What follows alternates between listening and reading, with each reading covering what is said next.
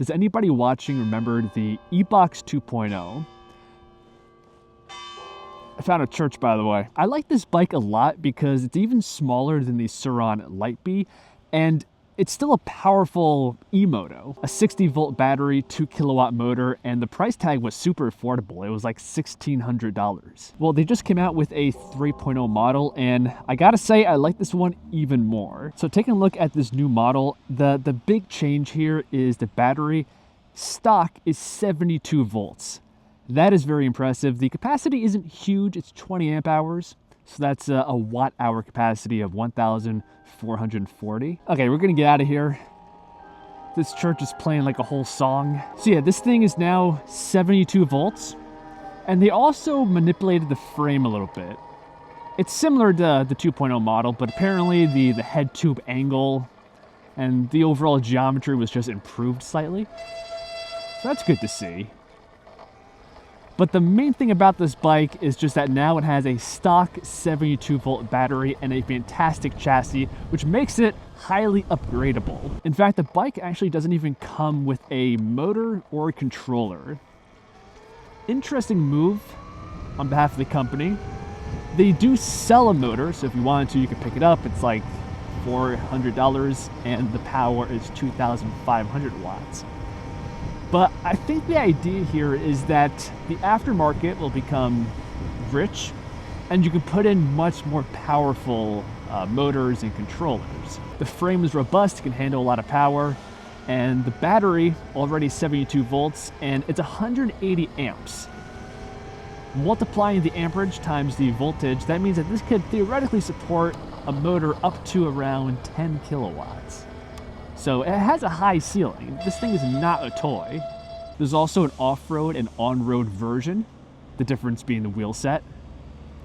And I like that. So if you want, you can buy this with Supermoto wheels. The size is 12 inches. If you go with the dirt wheels, the front wheel, it's a little bit bigger at 14 inches. I also wanted to point out that the location of the motor, it's designed to be in the swing arm, which is cool. The reason why I'm pointing it out, though, is because I think that means that if you want to convert this to a belt drive, it's possible. So this thing definitely has my attention. I'm going to try and get my hands on it and review it on this channel, build it out, see what it's capable of. ebox, if you're watching this video, let's work together. Now let's touch a little bit more on the size of this bike, because at the same time, it's the greatest selling point and the greatest detractor of this product. So, as already mentioned, this is smaller than the Surron Lightbee.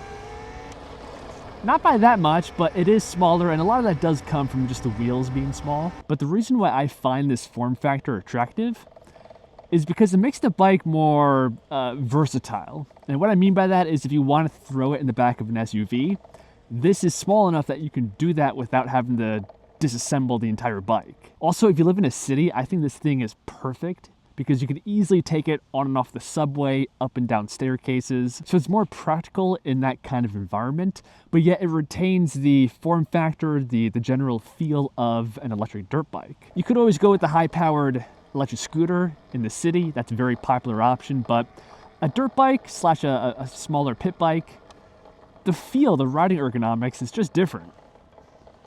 And this bike preserves that in a similar size footprint as an e-scooter. And not to mention with a 72-volt battery and hopefully a lot of good aftermarket motors to choose from, the thing's gonna have all the power you can possibly want. Now, the price tag here, again, it doesn't come with a motor or controller, but for the chassis, the suspension, the wheels, the battery, the price tag, it's $2,000. Let me know in the comments below what you think of that price point. I think it makes sense because the next level up, the Surron Lightbee, the Mantis X Mon right now, they're like $3,000 to $4,000. And this ebox 3.0 is the same voltage, just smaller and probably going to be a little bit less powerful depending on the motor you go with. And I think the price does reflect that accurately. So I'm very happy to see this new ebox 3.0. I think it's a fantastic product, and it plugs a hole that I think existed in the market. Prior to this bike, to my knowledge, there was no 72-volt emoto that was smaller than a Surron Lightbee. Of course, you had the 2.0 model, but that was only 60 volts. This thing is 72 volts, so it's right in line with really the new standard in the space. So now by going smaller in size, you don't have to give up any performance. You're just choosing a vehicle that fits you and your needs the best. But let me know your thoughts in the comments below. If you guys enjoyed, I appreciate a like and subscribing before you go. And I'll see you guys in the next one. Peace.